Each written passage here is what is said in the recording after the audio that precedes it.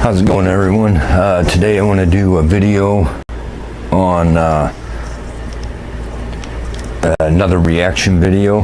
Got a few decent responses from the one I done. My channel isn't a whole bunch about necessarily reaction videos, but certain ones I'll do, especially if it somehow complies with a lot of subject matter I put on my channel, which is a variety of things. So if you're just tuning in, I invite you to like, share, and subscribe as always. Just understand that there's different content on my channel. Some of it is reactions, and some of it's about legal matters, and some of it's about truth awareness, and just different subjects. Some of it's about Christianity, and for those who want to tune in who are not Christians, this isn't me pounding you in the head with Christianity, trying to get you to accept any religion or anything. It's when I get on the subjects of Christianity, it's more to do with those who claim to be Christian now and are allowing themselves to be misled in the wrong direction. So I'm just clear that up for anyone newly tuning in. For the most part, currently my videos are a lot to do with corruption and stuff that's going on in my own personal case, my own personal matters, because that's where I've learned a lot of this stuff when it comes to corruption and what's going on in our government and stuff like that. But anyways, today I want to do a reaction video to Ren Eden. Now I got originally I have watched about a minute and a half of this and then stopped. Looks like it's like almost 9 minutes long, but a friend of mine sent this to me, and as I started watching, I was like, oh, this is getting somewhere. Maybe I'm gonna have to do a reaction on this. And he replied back, well, that's why I sent it to you, hoping you'd do a reaction on it. So I'm gonna do I suppose my take on what reaction videos are on this, on Ren Eden, and then before I get into another video I want to do. Anyways, so that's what this is going to be, my reaction to Ren Eden. And as I said, I have already watched about a minute and a half of it, and then as he was going on, I was like, oh, this might be a good enough subject for my channel on YouTube. So let's go ahead and let's get started on it. Let's see what Ren has for us today. Ren's a pretty talented artist, and he's got several videos I like, and I like the message on some of it that he's trying to throw out there. And to me, he shows a talent that we don't see too often anymore these days in the music industry. And him, as well as there's several others out there that I like that have that they don't sell their souls out and to become mainstream or whatever. And Ren seems to be so far one of those, and he's got talent. So let's go ahead and check out Ren's video, Eden, and let's go ahead and get into this. Let me tell you a story as old as time, the story of Adam and Eve. It starts with a God who wanted more. God had just created the heavens and the earth. He had the angels by his side, but they had no will of their own, and so the autonomy to love or reject him was never theirs. All but for one, the once called bringer of light, Lucifer, morning star. Lucifer was the fairest and most intelligent of all the angels. He was the closest thing to God's image, and in his likeness, Lucifer felt restless. He began to question and doubt God. He doubted the hierarchy imposed upon him. He felt God was arrogant. In his frustration, Lucifer built a throne that stood even above God's and declared mutiny. A war ensued. God, being all-powerful, came out the victor and banished Lucifer from the heavens and exiled him to earth. Once again, God was alone with his power. Perhaps from loneliness, perhaps from curiosity, perhaps from a desire to share love, God began to work on his greatest project yet, a being that would mirror himself, the human, two humans specifically, Adam and Eve. They were placed inside a paradise built for them on earth, the Garden of Eden. In the garden, God placed a tree that bared fruit that would grant anyone who ate it powers bestowed only to a God to tell good from evil, left from right, to live righteously or to sin. He named this the Tree of Knowledge. God told Adam and Eve they could eat whatever they wanted in the garden, but never the fruit from the Tree of Knowledge. And if they disobeyed him, it would be punishable by death. The basic way the story of Eden is told is that Eve was tempted by Lucifer in the form of a serpent to eat a fruit from the Tree of Knowledge.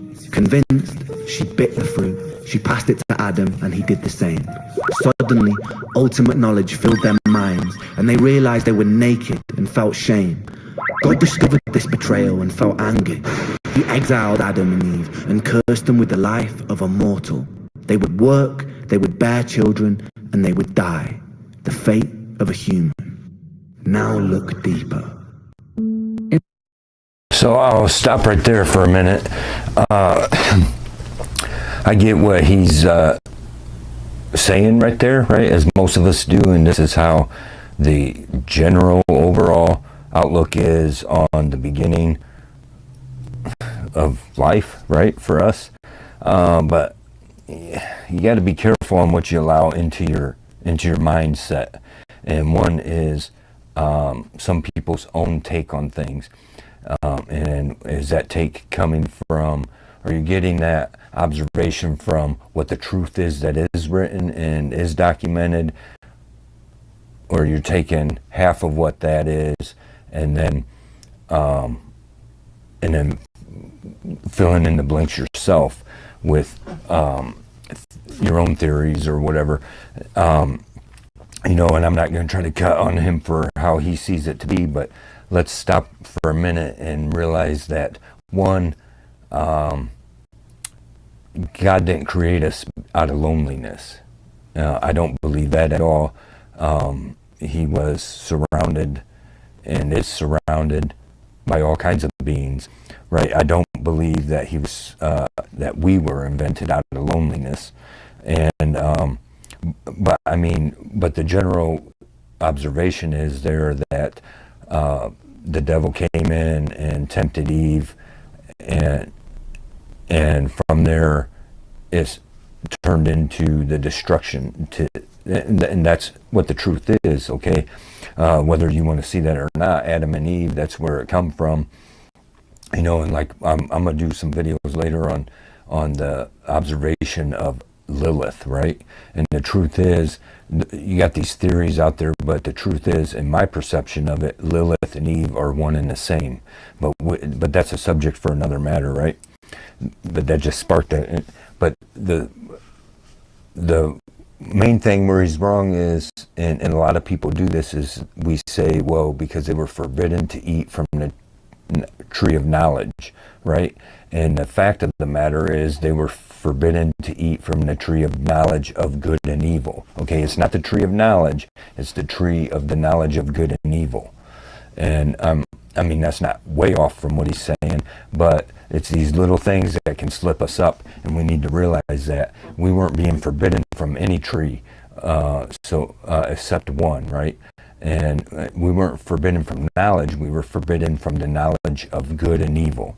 And my personal view on that is that the reason for that is because us humans seem to love evil more than we love the dark, more than we do the light, right? We seem to gravitate more towards the dark than the light. And Satan, his throne was never built above God's. Satan cannot build his own throne above God, but he wants us to believe that, and he wants us to believe that he's been wronged and we should feel sorry for him, and that it's possible for him to be above God, and that's not true. He's here to destroy all of us because he didn't like what went down, and he didn't like the creation of man. Satan was jealous of us, and And because of that, he tempted us to destroy ourselves, right? And that happens every day in our lives, and we can get into that later. But my main point is, you know, it's not that he's totally off on what he's painting out here in the beginning, the first 2.5 minutes now of this video. It's not that he's totally wrong, but you got to watch them little things. We all do anyways in our lives. When we want the truth, we got to watch them little things that will a little roadblock will turn you in a direction of getting off truth, right? And when it comes to the truth and what's reality and all that, it only takes a little stumbling block to turn us in the wrong direction, and that little thing, that little seed, grows into a huge amount of wrongful knowledge, right? So it's the tree of knowledge of good and evil, not the tree of knowledge. Let's go on. In the story, the serpent tempted me by telling me I would gain ultimate knowledge and that God would spare me. Both were true. This wasn't some great deception, meaning that Satan, in the likeliness of God, perhaps understood his intentions. In fact, The only lie uttered in the Garden of Eden was by God, who did not end up condemning Adam and Eve. to death. This could be seen as an act of Mercy, but the sheer fact that So I stop there now. You know, there's some misleading stuff here, and you know, I'm not, you know, Ren and anyone else is free to subscribe to whatever beliefs they want, but this just goes against what common sense knowledge brings out from actually knowing the story. Okay, and there's people that can come out with things and say, well, you know, this and that's contradicting, or this ain't in there, this is missing from the story. And actually it's not. You know, there's also a book of Enoch, which is not in the Bible, but Jesus himself is referred to Enoch. And the thing is, this book of Enoch fills in a lot of the blanks that a lot of people think are missing from the scriptures. Now the thing is, the Bible, you know, I do believe there are perverted versions of the Bible out there, especially these days. But I also believe, now we got to be careful, because a lot of people say, oh, well, the Bible is the Word of God. And, you know, like they'll hold this up and say, this is the Word of God. And this is the preservation of the Word of God. This is the writings based on the Word of God. Because the truth is, before the Bible ever existed, there was just the scriptures, right? And that's what the Bible become based on. The Word of God is Jesus, okay?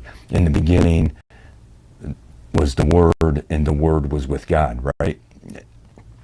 That's not the Bible, right? So, I mean, there's different things, and I'm not, you know, trying to open up that subject at the moment. But the problem is that he says the only one lying was God, and that's not the truth. And that's, see, now I'm not trying to say what Ren's intentions are here, you know, but the devil can plant that seed through any means necessary. He will plant that seed through any means necessary. And the thing is that God did not lie. They're saying, like, well, God's the only one that lied, and it's kind of a thing. Feel sorry for Satan. Maybe Satan was just trying to do you right, okay? Because the fact is, what we gained from Adam and Eve choosing to disobey God and biting into that fruit, you know, from that tree, was we gained the knowledge of good and evil. And the knowledge of evil has overtaken us all these generations, okay? And then it was wiped out once and restarted, and we keep choosing the evil. But God did not lie. We were condemned to death because of that, okay? It's my belief that when we were first founded in the Garden of Eden, Adam and Eve, they would, at that time, had they not eaten from that tree, they would have lived forever in a much different world. Things would be way much different, right, than it is now. God did not lie. You ate from that tree, and that started the process of death, and that's where death and destruction came from the eating from that fruit, from that tree of knowledge of good and evil. That's where it all began. God did not lie, and that's the way it makes it look, because, oh, he ate from the tree, And instead, out of mercy, God banished him out of the Garden of Eden. No, you were banished out. Adam and Eve was banished out of the Garden of Eden because they were no longer allowed to take part in the tree of life, which means you don't die, right? And all these other, everything that was there, okay? You no longer, because you will now be bringing this evils into you're not allowed in the garden. The evil is not allowed in the garden. So it was blocked off. You were banished out of it. And from that started your days of dying, okay? The day he ate from that, Adam eventually died, as we know, right? Eve eventually died. The day they took a bite from that tree is when the death started. That's, let's go on here. That the tree existed and that humans Were initially cut off from this knowledge. may imply some part of God was afraid that if humans were granted the gift of perception, they, like Lucifer, would have the power to reject him too. The fact that there stood a beautiful tree that could grant this knowledge in the first place implies that a small part of God, supposedly all-knowing, perhaps wanted and intended the humans to bite too. In the Bible, Satan was an exiled angel of free will. Humans are exiled descendants of Adam and Eve. also with free will. Not only have we shared a similar fate to the devil, we were also both constructed in the image of Also our both Creator, constructed in the image of our Creator. meaning our behaviors, in some shape or form, imperfectly echo His. We could assume that this kind of God has his doubts, but as the most powerful Being in the universe, he has no one above him to turn to with questions, and no one to Doubt but himself, an incredibly lonely and isolating existence. We must only assume that the common thread between God, Lucifer, and us is the desire for more, an eternal curiosity, a desire perhaps birthed from a seed of loneliness. If not, why would we exist in the first place?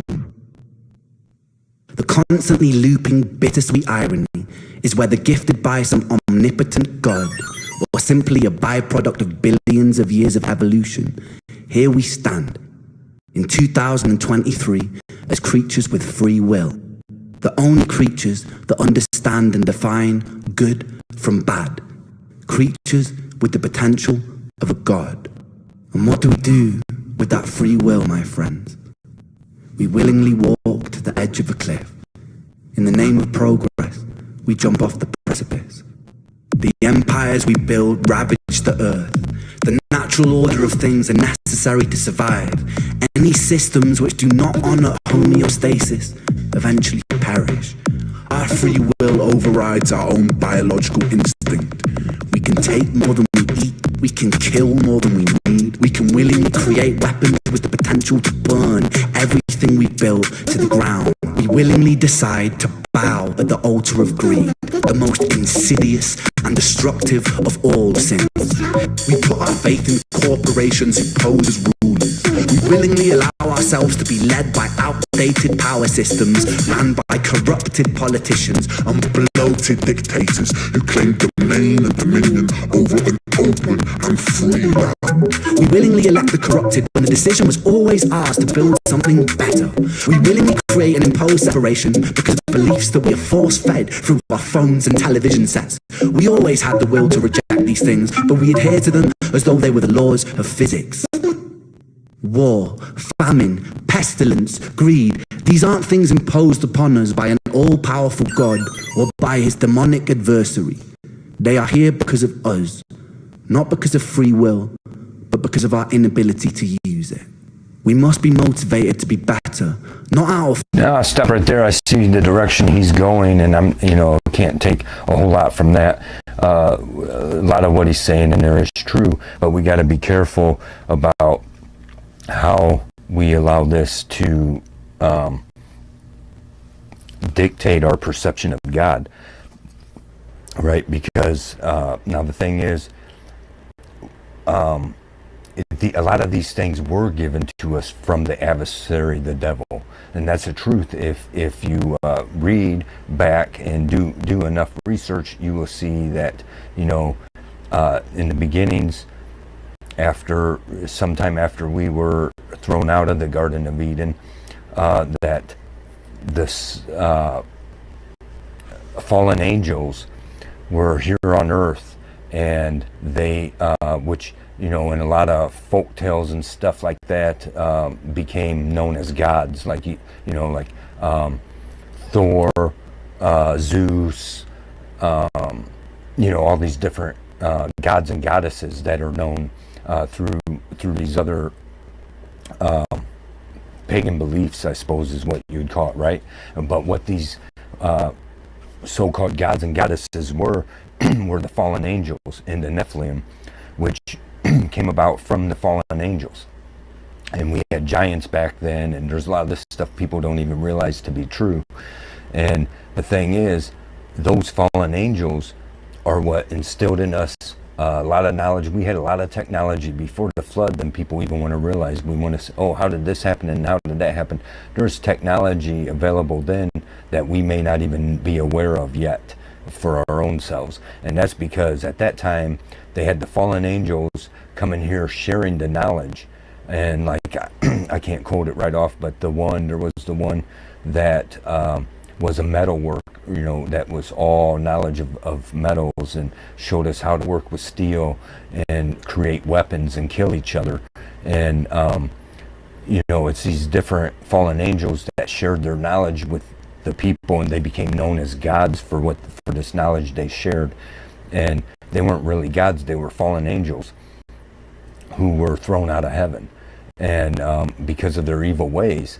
And you know, they gathered together to ruin mankind and rebel against God. And that's the, you know, so that's the truth. So yes, this knowledge was instilled by the adversary. We weren't created. What the life we're living now, I get what he's saying, what's going on in our world today and how are things today in the life we're living now, and that we chose to get here, and that's partly true. I'm not taking away from that, but the fact of the matter is that God's adversary did, in fact, instill this in us. Greed is, like he says, such a high sin. For the love of money is the root of all evil. And that's one video I'm getting ready to work on that surrounds that subject. Okay, now the thing is that is true, because the evil powers that be of the fallen angels that came to destroy us and put us on a path to destroy ourselves, they sold us to this as our free will, and we needed this. So with that, we took their knowledge, and with that, we took the knowledge of greed, that, you know, it was instilled on people that I need more and I want more and I can control people and be in control of them. And this is what greed had become, and where it resonates from. And you know, so we got to realize the dangers. What I'm seeing here is a lot of stuff he's saying is right, and the point he's getting, what I see so far that he's getting to, is kind of right. But at the same time, we can't fill ourselves with the belief that, yeah, you know, yes, it is our fault. Yes, we did choose this, but it's because we chose not to listen to God. Right? We chose not to listen to God. We chose instead to listen to the devil on the shoulder that is whispering in our ear, telling us these things. Because the truth is, we all have this inherent knowledge of good and evil, right? That right and wrong. And you can, you know, how to explain it to you for your own self, but, you know, if you're in the middle of doing something wrong, or you're contemplating doing something wrong, your conscience is talking to you saying, no, that's wrong. And something else is telling you, no, that's okay, do it, you'll feel good. You know, that is good and evil, and that's God and the devil, right? And for lack of better terms. And you know, so it's a little bit misleading here, but let's go on. I'm kind of liking some of his point of view here. Fear of punishment, of an eternal damnation, but because the choice exists, because we love ourselves, because we have the power to absolve ourselves of so much unnecessary suffering. Take a second. Okay, so I mean, I'll stop right there for a minute. What's he saying there? Well, we're doing this all, you know, we need to become better people, and I 100% agree, right? We need to become better people, but how do we become better people? Now, this is where I'm trying not to lose people, but the truth is, You're not going to become a better person just because you think you need to be a better person. Because otherwise the devil's there waiting for you, and he's going to make you slip up. And he says we need to become better people, not because of the threat of eternal damnation, or however he said that, that you're going to burn in a fiery hell or whatever, right? That's kind of true, but at the same time, God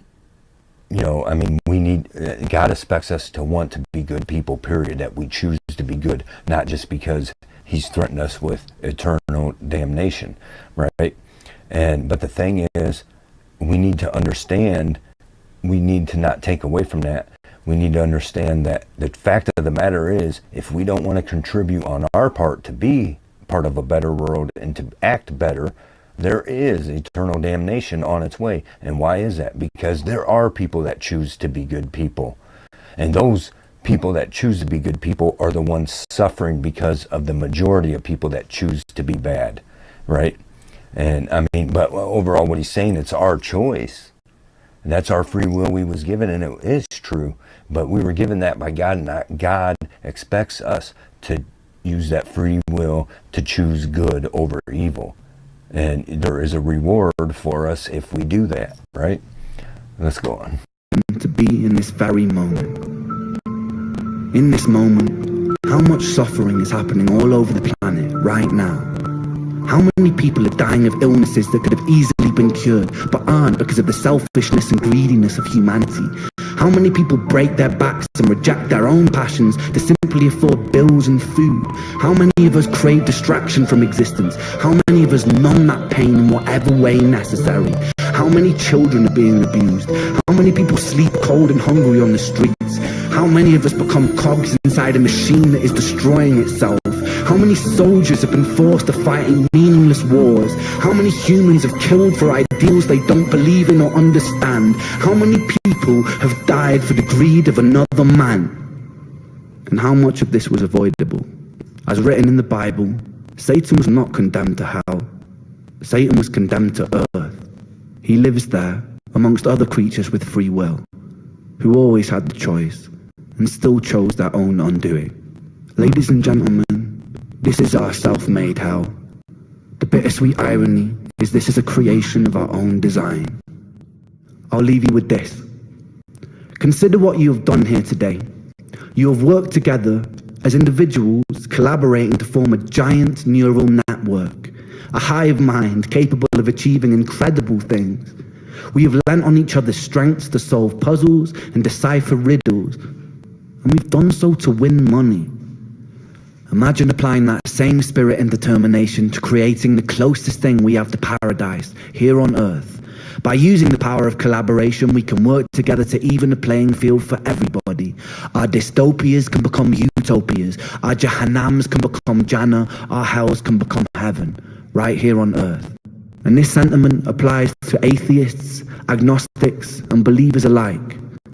Myself, I'm an agnostic who believes. I believe in us. We must do better because we can choose to.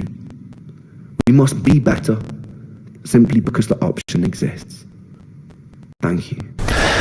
Okay, so there's that. Let me know your thoughts on that. But, I'm not totally disagreeing with what he says there.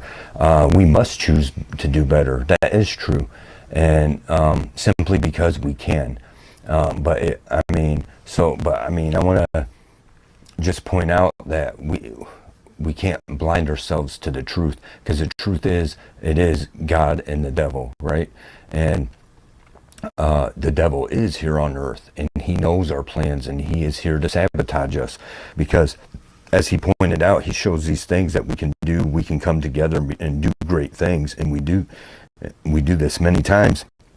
But the fact of the matter is, you got somebody up here at the top pulling the strings, right? That's how it is. Pulling the strings, we're all the puppets, and that's what we can't overlook here. And I'm not saying he's wrong, because if we chose to all be better people, those of us nobodies that outnumber the somebodies, right? If we chose upon ourselves that we're going to be better people, and the rebellion we're going to have is against the evils, we could make a change. But we got to stand together and come together, and that is Satan's worst nightmare, and he will do everything to prevent that from happening. He has created this matrix that we are currently in, and he controls us now. He controls the world and what happens to it. And even the Bible says the God of this world is Satan, right? And are you choosing, if you love the world, then you are choosing against God, because you love the world and everything in it, and everything in it is proving to be bad, proving to be wrong. I'm not totally taking away from what Ren's saying here. It's a powerful message, but let's take a look at that powerful message. That powerful message has been given to us time and time again from other previous generations, right? I'll just take, for one example, John Lennon. You know, all you need is love and all this, right? But Lennon was a atheist, I guess to say, right? And you know, he had all these great things that, you know, these people of fame, people follow them and mimic them and stuff like that. So you take, as an example, John Lennon, which, you know, this is hard for me to talk about some of this because I was always a major Beatles fan. They contributed so much to what we know as music.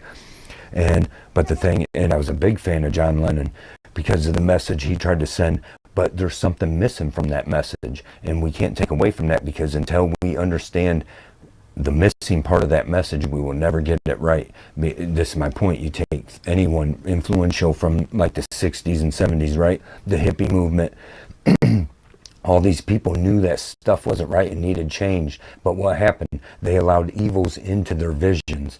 And we look at the world around us today, and a lot of these politicians that are helping us go off direction into this ungodly world where, you know, there's no such thing as men and women anymore, stuff like that, you know. And where did that all start? Well, it started from the hippie movement. It started to imagine all of us could live together and love one another, but there is no God, right? And that's very dangerous, because that's what we did. We imagined this, and we imagined it so much that we're now in the world that we're in now, that we believe that somebody else has a greater good for us, so we should all take a shot in the arm, right? Or somebody else has a greater good for us, so we should send our children over to die in war. Somebody else, you know, has, we could all come together for peace to save the planet, right? And in the name of, that's where all of these ideas started from, back into the hippie movement, right? This whole save the earth from global warming and all this and that. It's because these people had got their minds messed up, and they didn't have a sure track to stay on, which is God's track, right? And whether people want to see that or not, there's two paths through this world, good or evil. That's the only way it is, okay? But the only way for you to understand what good truly is to understand that God is there and God is real. And otherwise, I mean, he's got a pretty powerful, but, you know, that's what I'm saying. How far does this powerful message go? We cannot take away from the fact that while a lot of this seems to be true, but that's also Satan jumping in there, you know, attacking us on what we could really be. And I'm not telling you to be religious. Like myself, I don't see myself as religious. I could be considered a Christian because of my beliefs, but to me, it's not about religion or anything else. You call it religion. Everything's a religion. That's what it comes down to. Everything is a religion. And that's true. You know, your government's a religion. You know, all this different stuff.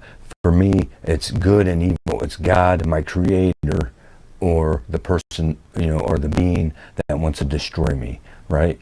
And this is, so I'm going to finish up with this, and I'm going to have to go into a new video on this. This has inspired me now for some ideas surrounding that, because there's a lot of rabbit holes we can jump down into through this world, right? A whole lot of rabbit holes, and there's a lot of people out there thinking they're following Q or whoever else, dropping knowledge on them, right?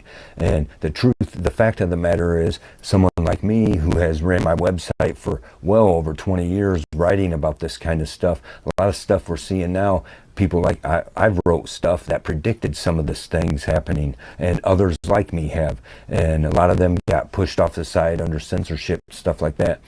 But the fact of the matter is, there are rabbit holes that certain, what is it, Q and whoever else is out there dropping this knowledge on you, and you're acting like this is first time knowledge. Like I seen somebody on Twitter posted, oh, so-and-so saying that the Mossad was behind 9/11, and you know, I gotta watch saying that, right? But can you believe that? What do you think about that? And I'm like, well, that's not new knowledge at all. You know, I know my website was reporting on that within a few months after it happened, way back then, right? And you know, so we got to understand all these rabbit holes. And the fact of the matter is, one thing I want to get into is all these rabbit holes lead to one same place and one same evildoer, right? That's where they all lead to, whether we like it or not. You will navigate through those rabbit holes. When you jump down in them, you'll navigate through them a lot more when you understand what's really going on in the battles of principalities, right? The battles, spiritual warfare that's going on around us that we choose not to see. And you know, otherwise, I mean, it's a good video from Ren. You know, I have my disagreements with it just because there's a little bit of, you know, Satan dropping some knowledge through there, and I'm not saying Ren's Satanist or anything like that at all. I'm just saying that the devil will use us in any way he can, and we don't want to take away from the fact that, yeah, we are choosing evil over good. We're choosing to be bad, but at the same time, we can't just say, well, it's been our choice the whole time, and we're, you know, we can't pretend that the devil isn't there causing all this to happen and pulling the strings and yeah, guiding things. Because the thing is, when we all come together as a group and we want something, right, then all of a sudden these evildoers, greedy bastards up at the top take control of that, and they control the direction of that movement. Like the whole global warming thing, where did that all start out at? The whole climate change thing. Well, it started out with people with concern about how we're taking care of the earth. Oh, of course, then the rich, super rich, take control of that and use that to control us into a certain direction to get what they want, right? Just like the internet, social media, all this stuff, they take control of it at the top, and then they, you know, pull our strings, and that's what's going on. And I mean, we do need to realize that it's up to each one of us to step up to be a better good, right? But we also need to understand the truth behind it. And the more you understand the truth behind it, the more you can understand where them strings are pulling on you, and you can cut them strings off, right? So other than that, let me know your thoughts in the comments, and don't forget to like, subscribe, and share, and thanks for viewing us. See you in the next video.